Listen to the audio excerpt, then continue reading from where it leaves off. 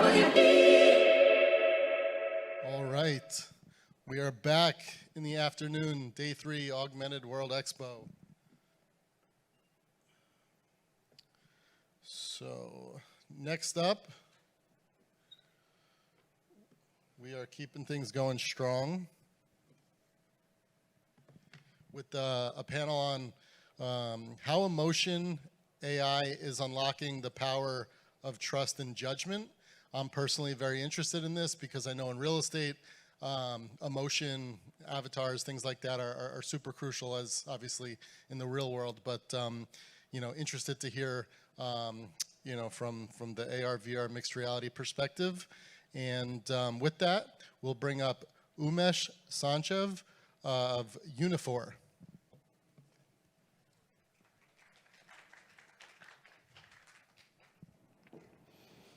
All right, it's great to be here. It's great to be with you all. My first time at AWE, and I could not be more excited to talk to you about emotion AI. But first, I want to start with a personal story, a short personal story. Last year, my family and I, we moved into a new neighborhood here in the Bay Area. And to celebrate the new house this spring, we had a housewarming party to call our friends and our neighbors to celebrate the occasion. And it was an exciting time for my family. But especially for my 8-year-old daughter, it was a particularly exciting day. The house was decorated, was buzzing with energy. And as part of the food menu, we had lots of treats for kids. So we had some candies, and we had cookies, cakes, and even ice cream. And for her, this was only second to being allowed to be beyond her bedtime and watching Harry Potter movies. So my wife and I, as the party got started, we told her that she and her friends for the evening were allowed to run around and eat as they please. And middle of the party, I wanted to check in with her, and I was expecting to find my daughter with a huge sugar high, probably worse still, sidelined with a sore stomach. But to my surprise, when I met her, she said even though she wanted to have more cookies, she stopped herself because she realized that overeating them would make her fall sick. That was a moment where she practiced judgment, good judgment. And this is a unique ability that we human beings have, but AI, not yet. And the reason humans have this ability to create judgment, to pass judgment, is because we have the gift of when we communicate with each other, we are able to add emotion to that communication. So beyond words, as we communicate with each other as human beings, we are able to bring in changes in our tone, which communicates emotion and meaning, gestures, body language, facial emotion, eye roll even. And so coming back to the story, when my wife and I were telling my daughter that she could have as much food as she liked, she was able to filter the understanding of our direction by the emotional connection that she subconsciously has formed with her parents. Emotions is what lets us human beings connect with each other and even form a bond of trust. And right now, as we are going through a major technology transition in different industries, and this one is led by generative AI, where every business, every field, different parts of the technology spectrum are thinking through the opportunity of how many applications of generative AI can they bring into their business. Generative AI is not going to be enough for businesses and applications to unlock the full power of AI within their environments. For that to happen, AI will have to develop a full understanding of how we as human beings communicate with each other. And it's not just words. We communicate with words and emotions together. Italiano. It's come from Italy. Different voice. Yeah. Loud. Yeah. Oh, no, you're grounded. You're grounded until you graduate. Mati, last time, Messi, at the middle of the pitch, he has the ball, you stay in front of the defense. My son now always tells me, I love you, Mama. But for 48 years, I realized I didn't say I love you to my mom. And so as I was mentioning, beyond words, the human communication has many different aspects to it, which includes intonation, which includes using our tonal variations, facial emotions, and that video clip was a perfect example of that. And so when I founded my company, Uniphore, 15 years ago, what I set out to develop was first a speech recognition technology, because I wanted to help poor people in India at the base of the pyramid connect to the internet. And my hypothesis was that they wouldn't be able to connect to the internet because it's hard for them to go up to a computer, open the browser. That's a certain level of literacy, which 800 million people are not going to have. So I wanted to bridge this digital divide with speech recognition and allowing them to communicate with the machine in a language of their choosing and using just their voice. But as we went on in the journey, I realized that it's not enough for the machine to understand the words that are being spoken by the user in any domain, in any application, unless we capture the other forms of human communication. And in that case, I next looked at tonal variation as a way to enlarge the understanding and the meaning that the user had to give inputs. And so as we developed that technology, we not only found applications in business, but specifically in areas like contact centers and call centers, where there are millions of people today working really hard every day, receiving calls from all of us, trying to address our queries, trying to get the answers, etc. And so our technology, Uniphore's artificial intelligence, now sits as a co-pilot next to those millions of call center agents, helping them be better at their job. And as the pandemic happened, as businesses moved to doing more meetings over video channels, not just phone, like Zoom and WebEx and Teams, we realized that the additional element of facial emotion using computer vision was equally important for us. Let's just think about the power we all have in this room.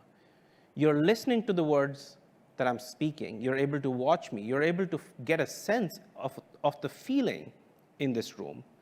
There is just tremendous amount of information that I'm communicating beyond my words. And that is the power of emotion AI. And so, I hope you're beginning to recognize that for the full understanding of AI for human communication, it's really important for the computer machine to understand our emotions as well. And that is where emotion AI comes in. Uniphore's technology stack for several years have now been very rich with using several forms of AI, including generative AI. But like I said, that's not enough for us to deliver value in different business applications that we've been using it.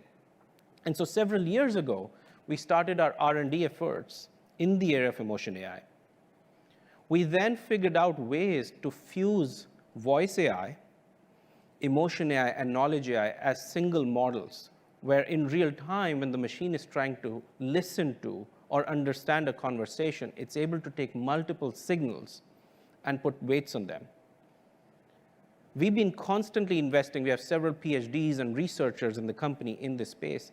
And then, more recently, we started incorporating emotion AI into our products and deliver value to several different enterprises. And as a founder of an AI company, I'm particularly excited about the research that my company does in the area of emotion AI. And here's why. Emotion AI is that science of artificial intelligence that deals with machines learning to understand tonal variations, facial emotions, gestures, even sentiment that are communicated sometimes with words, but mostly without. And combined with business application, this can be very accretive to businesses because this helps them understand more about the users, the consumers, and their employees. Let's take an example of a sentence that I'm going to speak right now. And the sentence is, would you recommend this program for the company? And now let's experiment with putting stress on different words in the same sentence, and hopefully you'll see it changes meaning. So I'm going to start with the first one again. Would you recommend this program for the company? I'll say the second one. Would you recommend this program for the company? And now let's try a third variation. Would you recommend this program for the company? So just by changing where we as human beings are putting stress on different words with the exact same sentence, the sentence is changing its meaning. So imagine the complexity that we as human beings go through, and we take it for granted with our communication. There are over 6,000 languages in the world, hundreds of thousands of dialects. On top of that, in our communication, we have grammar, we have intonation, we have pauses. And then we have emotions and intent. And for AI to capture all of this is truly complex. But it's only when AI unlocks that full value that it gains the full understanding of this conversation. Next slide, please. As I think about the different business applications, the true power of emotion AI is in allowing businesses to get great understanding of their consumers, users, and employees. Imagine some use cases. Imagine you're a seller in a business who's now trying to prospect customers over video calls. You're meeting a new customer on a video meeting, and they bring in a group of 8 or 9 participants who are now merely small boxes on your gallery screen, whereas the main screen is occupied by the pitch deck, and your main focus is perfecting the pitch deck. In the physical world, we all have the ability to read the room as we are pitching, as we are speaking, recognizing the reaction of people and adjusting in real time. That's how human cognition works. But how do you do that on a video meeting? With emotion AI being a co-pilot, an assistant next to the employee, it now can give it real-time cues. While the employee is focused on perfecting the pitch, emotion AI can be giving inputs on the level of engagement or satisfaction of the audience and allowing the speaker to adjust the pitch. Now let's take a different example. Imagine you're running human resources in a large company with a large team, and you call a company town hall, an all-hands meeting. Most human resources leaders are very concerned about, is the message landing the right way? Are the employees understanding the key message? And so doing this on a hybrid way with employees being in different parts of the world, hundreds and thousands of employees, emotion AI can give real-time input on the level of understanding, engagement, and sentiment of the audience such that the leaders who are speaking on the meeting can adjust their message in real time. That's true power. In the area of healthcare, telehealth, telemedicine is one very powerful use case where now in real time, doctors can get signals about the patient's mental health as the consultation is occurring, giving the doctors a chance to adjust to the comfort of the patient. We've seen use cases in education where today it's happening, it's possible that a teacher is able to teach kids in many different countries on a virtual classroom. But yet again, like the salesperson, the teacher has the challenge of pitch deck being in the middle, many students being small windows in a gallery view, and teacher wanting to know, are the students being confused with my subject matter? Are they attentive? Is this landing well? And emotion AI is that field of AI which can give real-time inputs on these use cases. And these are just some examples. So emotion AI is truly the ability for humans and AI to develop deeper connections. And it's these connections that ultimately help us form trust with each other, but also trusting the technology. But I will say, Today, as AI is becoming more a part of our life in many different ways, we have ways to go before we develop trust in this technology. So where are we going with this, with generative AI, et cetera? Today, there's tremendous power in the innovation of generative AI, and we are all beginning to experience this in several different ways. There are things like AutoGPT, which today I can task it to really help me with tasks like find me a restaurant for a date for me and my wife next week in a certain location, and here's my budget. Generative AI and AutoGPT has the ability to figure out how will it run the search, how will it narrow down the right option for me, how will it make an email request, possibly even complete the reservation, and get to a point where it's really being assisting me in these very useful tasks. So those are examples where generative AI is being tremendously helpful to us human beings.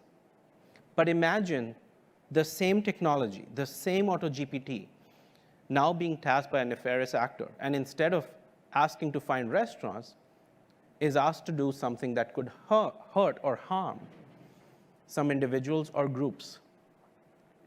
The reality is today, generative AI is not sentient. It does not decipher between good and bad. It's a relentless task machine which will not stop until it finishes the task it's programmed to do. And this will have to change. This will have to change for businesses to truly embrace AI in mission-critical workflows. Now, in the meantime, AI has a lot to learn, but we are starting with getting the AI to learn human emotions at the moment with Emotion AI, and then with the concept of generative AI, possibly in the near future, we can get the AI to start generating emotions of its own. And through that process, we can get it one step closer to developing the ability to decipher between what's good, what's bad, to develop early forms of judgment, and possibly even what's a lot of cookies versus not so much. And so I want to leave you with some key takeaways here.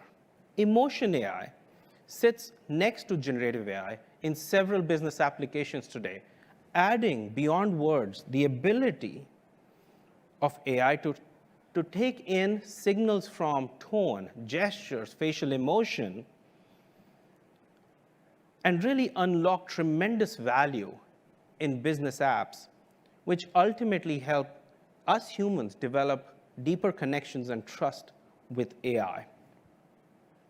But going back to my story, just like my daughter, my wife and I did not for a minute doubt what she was telling us. The pride in her voice told us that she's not lying. But what she did not tell us, that her friend, though, had not been as judicious, and she had overeaten the cookies and ended up with a sore stomach. So, lesson learned for future parties, even though we'll still let the kids have fun, we'll add more parental supervision. Much like AI, which is becoming a bigger part of our lives, AI will continuously learn more about humans from humans. So we, you and I, will always be a part of this equation, supervising, if you will, this AI, which is becoming a co-pilot, a coach, an assistant in the way we work, and possibly the way we play even. So thank you. That's my talk. We can take questions now.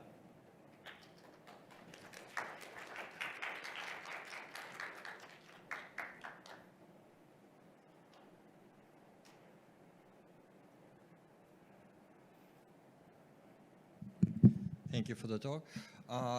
Is your company providing some kind of services on emotional AI, so in forms of API, products, etc.?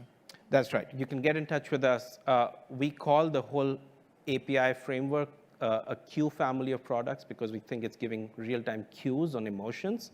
So you can get in touch with us, and we have APIs for our emotion algorithms. Thank you.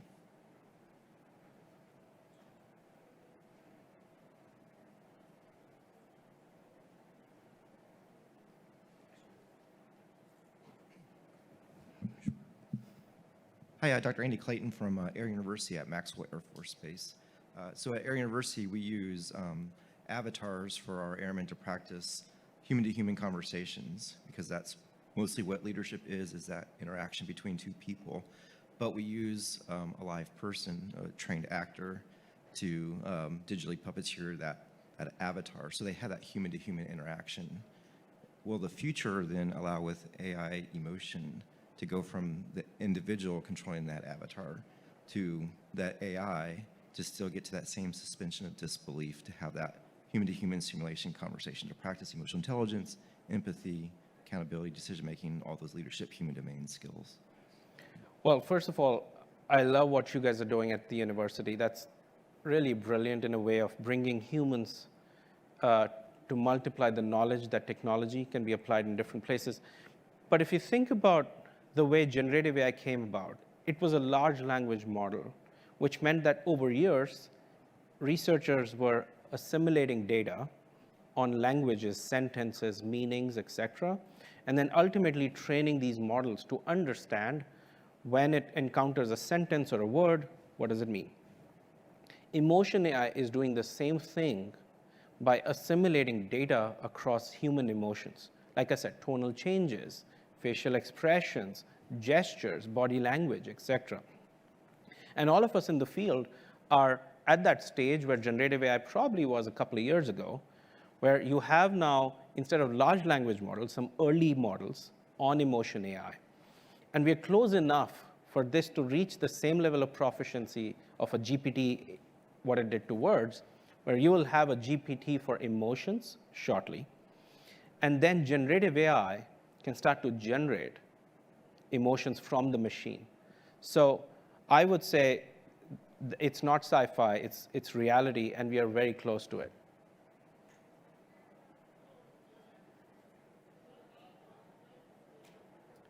Well, I want to thank you all, and I'll be outside if there are more questions that pop up. Thank you.